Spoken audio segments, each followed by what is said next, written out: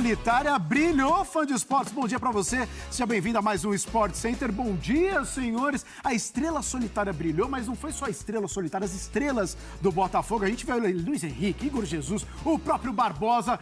Quanta coisa pra gente falar desse jogo e dessa goleada de 5-0 do Botafogo pra cima do Penharol. Bom dia, Donk. Bom dia, Luciano, Breler, fã de esporte. Sempre um prazer estar aqui com vocês. De fato, essa é uma atuação pro botafoguense, aqueles mais antigos, né, que estavam acostumados com brilhos, noites épicas. Esse resgatou muita coisa. E dos mais jovens, talvez a maior atuação que ele já viu do Botafogo. Do Nilton Santos, não tenho dúvida. A estrela no Rio de Janeiro brilhou mais que as estrelas lá em Minas Gerais, né, Breler? Bom dia pra você. Bom dia, Luciano. Bom dia, Donk, fã de esportes. Realmente o Cruzeiro decepcionou. O trabalho do Diniz com dificuldade nesse início de trajetória. E o bom dia hoje é rápido, Luciano. Só para dizer que estou pronto para ser perguntado e sabatinado por Vossa Excelência. Eita! Então vamos embora. Vamos fazer o seguinte? Vamos com os melhores momentos para você dessa partidaça no Nilton Santos. Um primeiro tempo totalmente diferente do segundo tempo. Muita festa no Rio de Janeiro. A torcida do Penharol também tentando fazer seu barulho por ali, mas não deu não. 5-0 pro Botafogo. André Donk, começa com você. O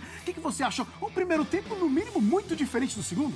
Totalmente. Dois jogos completamente distintos, muita dificuldade para o Botafogo. O Penharol, assim como fez contra o Flamengo, aquelas duas linhas de 4 bem compactas, tirando o lado do Botafogo e fazendo muita, mas muita catimba, porque os 4 minutos de acréscimo foram pouquíssimos pelo tempo que o Penharol acabou queimando. O Botafogo cresceu no final do primeiro tempo, mas aí não tinha sido suficiente para conseguir marcar qualquer gol.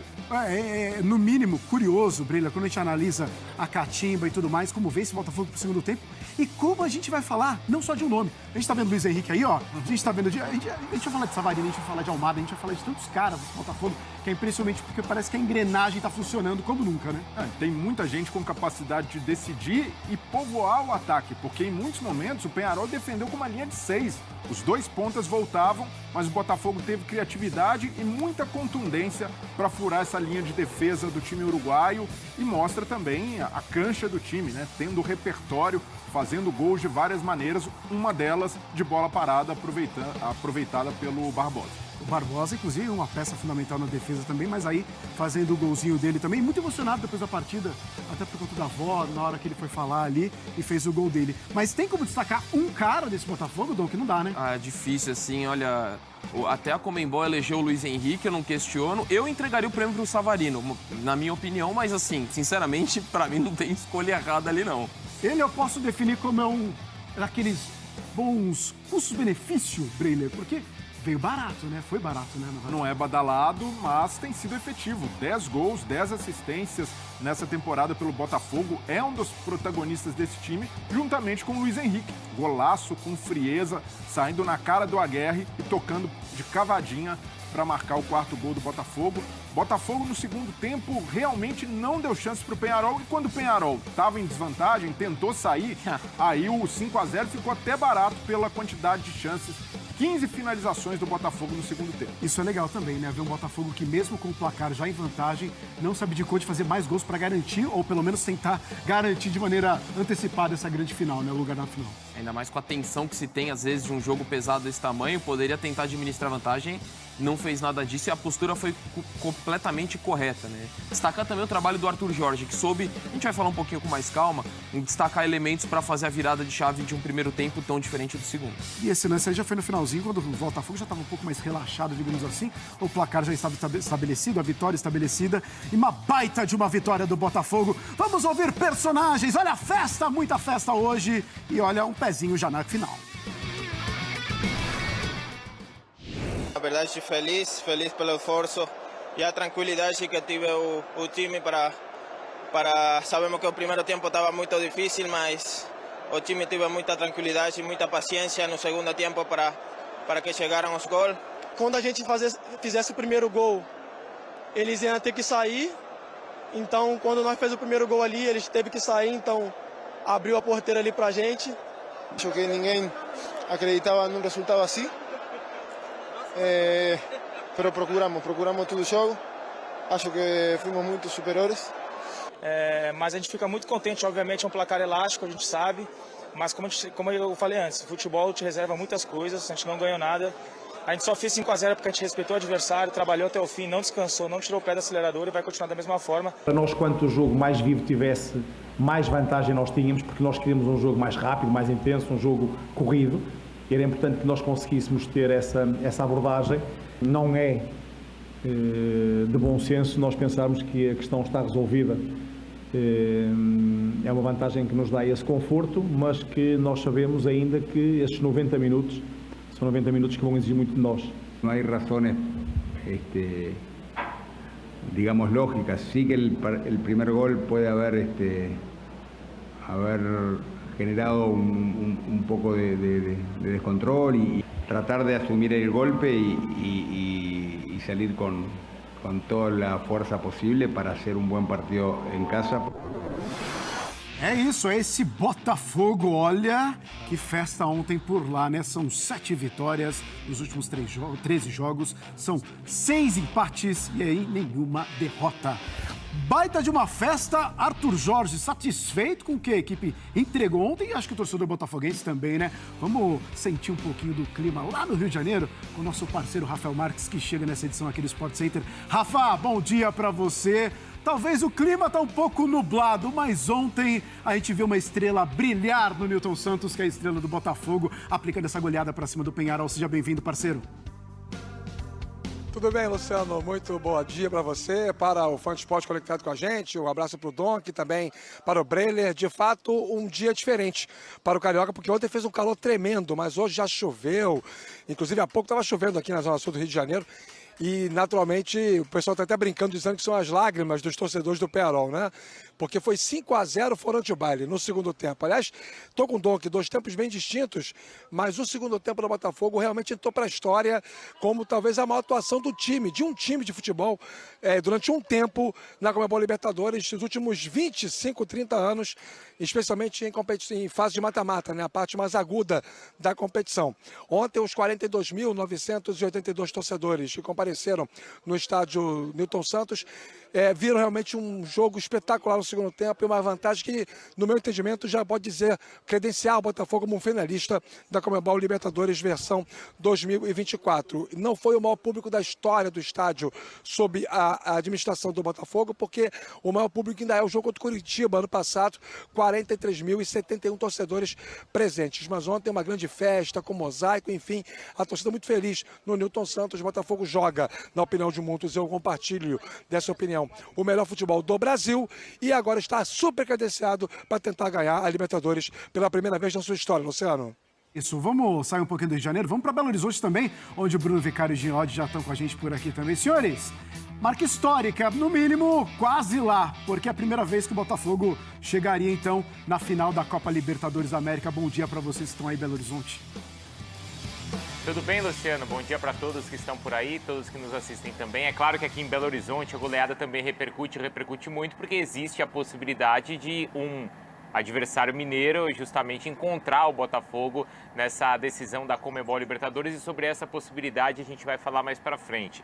Chamou a atenção que o Botafogo fez, claro, no segundo tempo, né, Jean? Onde normalmente o Botafogo vinha enfrentando certo desgaste. A partir do 60º minuto da partida, o Botafogo vinha sentindo um certo desgaste, o ritmo caía. Acontece que ontem, entre o 50º e o 60º minuto, o Botafogo fez 3 gols. Aí o time ficou leve, Jean. Pois é, Bruno. Bom dia para você, bom dia a todos os companheiros.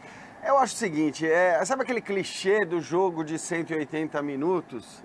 Eu acho que esse clichê ele se aplicava muito para esse confronto com um olhar para o que tinha acontecido entre Peñarol e Flamengo, dizendo o seguinte, o Peñarol vai conseguir fazer durante 180 minutos aquilo que ele fez contra o Flamengo? Eu achava muito improvável, né? Porque o time do Botafogo é um time mais letal, é um time mais vertical, é um time mais agressivo, é um time que não fica tocando bola de lado, né? De um lado para o outro, procurando espaço. O time do Botafogo encontra os espaços. E foi assim. Ok, o Peñarol aguentou por 45 minutos, nos 45 finais do jogo de ontem, ele resolveu, se os gols seriam espalhados em 180 minutos, se vão ficar concentrados nesses 45, eu não sei, mas assim, o normal não era o Peñarol conseguir segurar o Botafogo como segurou o Flamengo durante 180 minutos. Acho que o que é muito proveitoso, o que é muito vantajoso para o Botafogo é que ele conseguiu fazer os 5 gols